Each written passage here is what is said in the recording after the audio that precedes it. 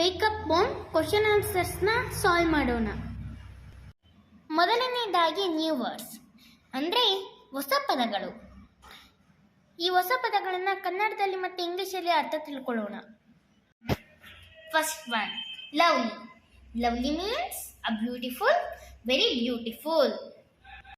Lovely ಅಂದರೆ ಕನ್ನಡದಲ್ಲಿ ಸುಂದರ, ಅತಿ ಸುಂದರ. Second one, buzzing. Buzzing means a sound of bees. Buzzing ಅಂದರೆ ಕನ್ನಡದಲ್ಲಿ ಝೇಂಕರಿಸುವುದು. ಬೀಸ್ ಎಲ್ಲ ಯಾವ ಥರ ಸೌಂಡ್ ಮಾಡುತ್ತೆ ಹೇಳಿ? Third one, sleepy head. Sleepy head means a sleepy person. Sleepy head ಅಂದರೆ ಕನ್ನಡದಲ್ಲಿ ನಿದ್ದೆಯ ತಲೆ. ನಿದ್ದೆಯ ತಲೆ ಅಂದರೆ ಯಾವಾಗಲೂ ಮಲಗಿರೋದು. Fourth one, tiniest. Tiniest means a very small. Tiniest ಅಂದರೆ ಕನ್ನಡದಲ್ಲಿ ಚಿಕ್ಕದಾದ ಅಂತ ಅರ್ಥ. ಈಗ ನೆಕ್ಸ್ಟ್ ಪೇಜಿಗೆ ಹೋಗೋಣ.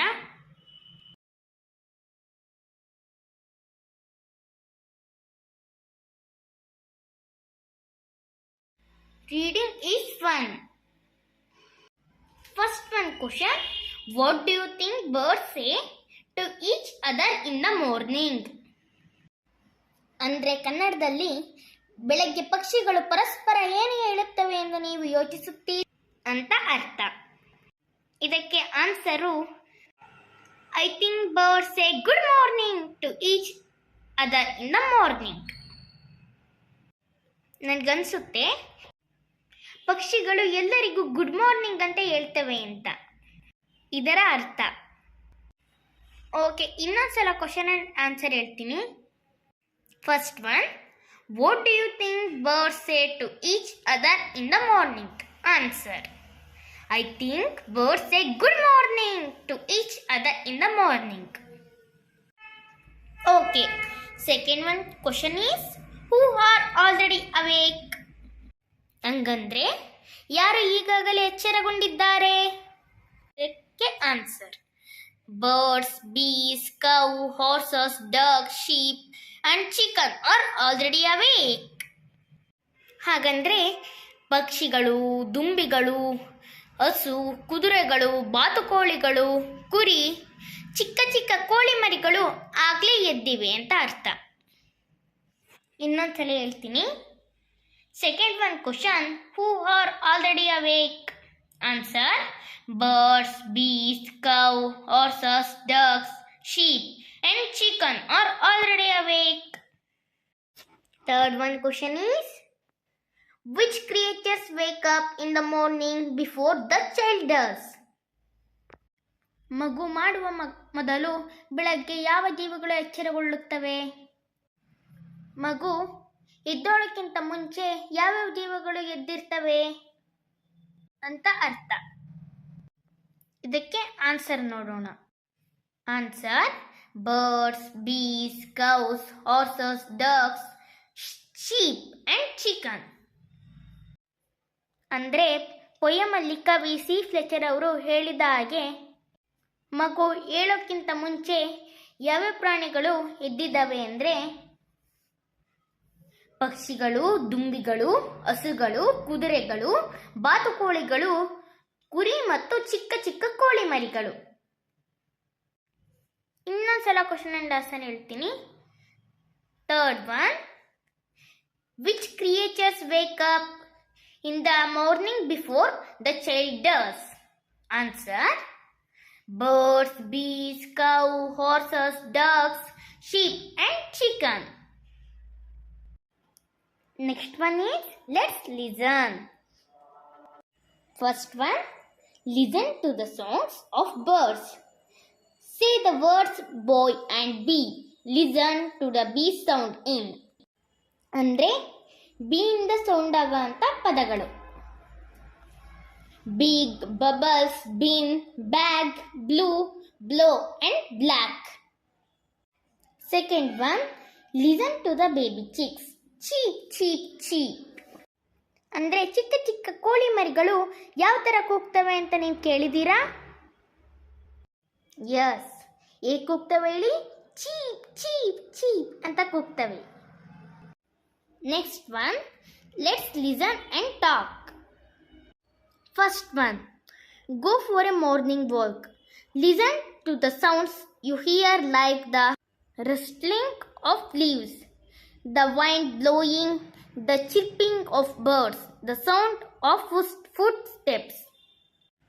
Go for a morning walk ಅಂದರೆ ಬೆಳಗಿನ ಜಾವದ ನಡಿಗೆಗೆ ಹೋಗಿ. Listen to the sounds you hear, like the rustling of leaves. ಅಂದರೆ ನಾವು ಮರದ ಎಲೆಗಳ ಶಬ್ದಗಳನ್ನು ಕೇಳಿಸ್ಕೋಬಹುದು. ದ ವಿಂಡ್ ಬ್ಲೋಯಿಂಗ್ ಅಂದರೆ ಗಾಳಿ ಬೀಸೋ ಶಬ್ದನೂ ಕೂಡ ನಾವು ಕೇಳಿಸ್ಕೋಬಹುದು. Chirping of birds, the sound of footsteps ಅಂದರೆ ಪಕ್ಷಿಗಳ ಕಲರವನ್ನು ನಾವು ಕೇಳಿಸ್ಕೋಬಹುದು. ಹಾಗೆ ನಾವು ನಡಿಬೇಕಾದ್ರೆ ನಮ್ಮ ಕಾಲಿನ ಪಾದ ಶಬ್ದ ಆಗುತ್ತಲ್ಲ, ಅದನ್ನು ಕೂಡ ನಾವು ಕೇಳಿಸ್ಕೋಬಹುದು.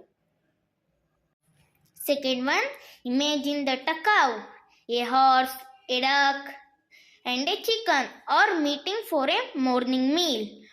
What would they say to one another, talk about it. ಅಂದರೆ ಹಸು, ಕುದುರೆ, ಬಾತುಕೋಳಿ ಮತ್ತು ಕೋಳಿ ಬೆಳಗಿನ ಊಟಕ್ಕೆ ಭೇಟಿಯಾಗುತ್ತಿವೆ ಎಂದು ಕಲ್ಪಿಸಿಕೊಳ್ಳಿ. ಅವರು ಒಬ್ಬರಿಗೊಬ್ಬರು ಏನು ಹೇಳುತ್ತಿದ್ದರು ಅದರ ಬಗ್ಗೆ ಮಾತನಾಡಿ ಅಂತ ಅರ್ಥ. ಹಾಗಾದರೆ ಎಲ್ಲರೂ ಏನಂತ ಮಾತಾಡ್ಕೊಂಡ್ರು ಅಂತ ನೋಡೋಣ. ಹಾಗಾದರೆ ಫಸ್ಟ್ ಒನ್, ಕೌ ಏನಂತ ಹೇಳುತ್ತೆ ನೋಡೋಣ. Cow, hello everyone, good morning, sorry I am late.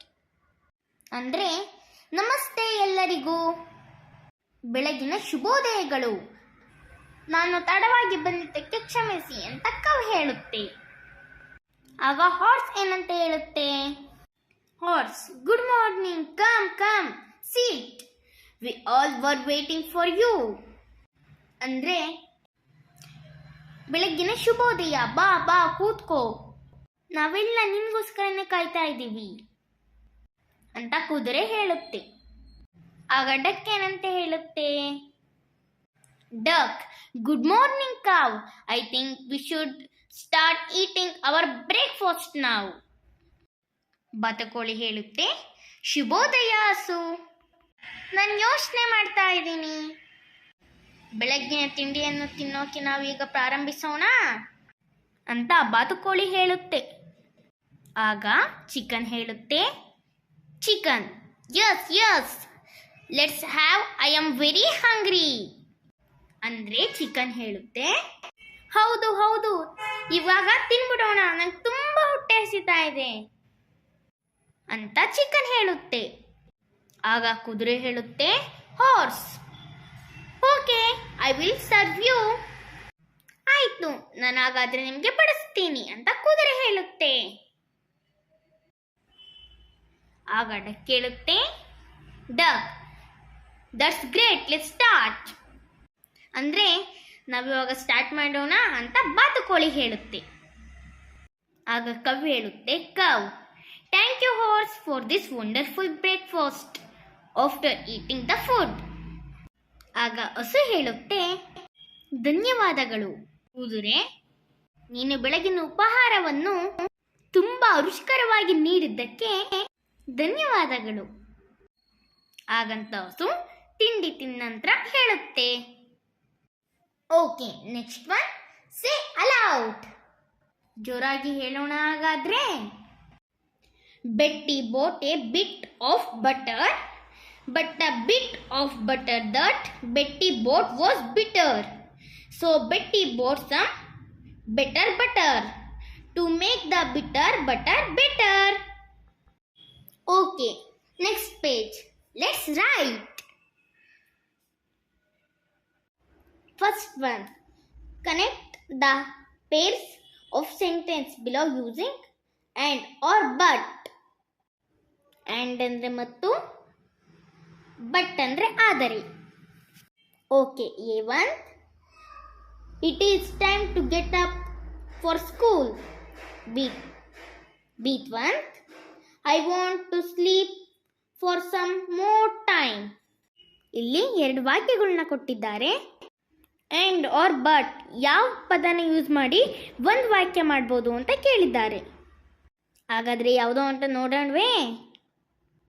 Okay, answer is it is time to get up for school but I want to sleep for some more time. ಅಂದರೆ ಇದು ಶಾಲೆಗೆ ಎದ್ದೇಳಲು ಸಮಯ, ಆದರೆ ನಾನು ಇನ್ನೂ ಸ್ವಲ್ಪ ಸಮಯ ಮಲಗಲು ಬಯಸುತ್ತೇನೆ ಅಂತ ಅರ್ಥ. Next one, 8th one, Sheela got some chocolates for hour birthday. ಅಂದರೆ ಶೀಲಾ ತನ್ನ ಹುಟ್ಟುಹಬ್ಬಕ್ಕೆ ಕೆಲವು ಚಾಕ್ಲೇಟನ್ನು ಪಡೆದಳು. B1, she got some new clothes too. ಅಂದರೆ ಅವಳು ಕೆಲವು ಹೊಸ ಬಟ್ಟೆಗಳನ್ನು ಸಹ ಪಡೆದಳು. ಆನ್ಸರ್, ಈ ವಾಕ್ಯನ ಸೇರಿಸಿ ಹೇಳೋದಾದರೆ Sheela got some chocolates for hour birthday and she got some new clothes too. ನಾವು ಆ್ಯಂಡ್ ಯೂಸ್ ಮಾಡಿ ವಾಕ್ಯನ ರಚನೆ ಮಾಡಿದ್ದೀವಿ. ಅಂದರೆ ಶೀಲಾಗೆ ಕೆಲವು ಚಾಕ್ಲೇಟ್ಗಳು ಸಿಕ್ಕಿತು ಮತ್ತು ಹೊಸ ಬಟ್ಟೆಗಳನ್ನು ಸಹ ಪಡೆದಳು. Next one, 8th one, everyone has gone to sleep. ಅಂದರೆ ಎಲ್ಲರೂ ಮಲಗಲು ಹೋಗಿದ್ದಾರೆ. B1, I want to read my book. ಅಂದರೆ ನಾನು ನನ್ನ ಪುಸ್ತಕವನ್ನು ಓದಲು ಬಯಸುತ್ತೇನೆ. ಈ ಸೆಂಟೆನ್ಸ್ನ ಮಾಡೋದಕ್ಕೆ ನಾವು ಬಟ್ ಅನ್ನೋ ಪದನ ಯೂಸ್ ಮಾಡಿದ್ದೀವಿ. Answer, everyone has gone to sleep but I want read my book. ಅಂದರೆ ಎಲ್ಲರೂ ಮಲಗಲು ಹೋಗಿದ್ದಾರೆ, ಆದರೆ ನಾನು ನನ್ನ ಪುಸ್ತಕವನ್ನು ಓದಲು ಬಯಸುತ್ತೇನೆ. Next one, 8th one, Raju plays cricket. ಅಂದರೆ ರಾಜು ಕ್ರಿಕೆಟ್ ಆಡುತ್ತಾನೆ. B1, he also plays hockey. ಅಂದರೆ ಅವನು ಹಾಕಿ ಕೂಡ ಆಡುತ್ತಾನೆ. ಇಲ್ಲಿ ನಾವು ಆ್ಯಂಡ್ ಅನ್ನೋ ಪದನ ಯೂಸ್ ಮಾಡಿ ಸೆಂಟೆನ್ಸ್ ಮಾಡಿದ್ದೀವಿ. Answer, Raju plays cricket and he also plays hockey. ಅಂದರೆ ರಾಜು ಕ್ರಿಕೆಟ್ ಆಡುತ್ತಾನೆ ಮತ್ತು ಹಾಕಿ ಕೂಡ ಆಡುತ್ತಾನೆ. Second one, fill in the blanks according to the example given below. Tiny, tinier, tiniest. Big, bigger, biggest. Sleepy, sleepier, sleepiest. Lovely, lovelier, loveliest. Late, later, latest. Round, rounder, roundest. Small, smaller, smallest. Good, better, best. ಇದಿಷ್ಟು wake up ಹೋಮ್ನ textbook work. Thank you for the watching. Subscribe my channel ಪಠ್ಯ ಪುಸ್ತಕ.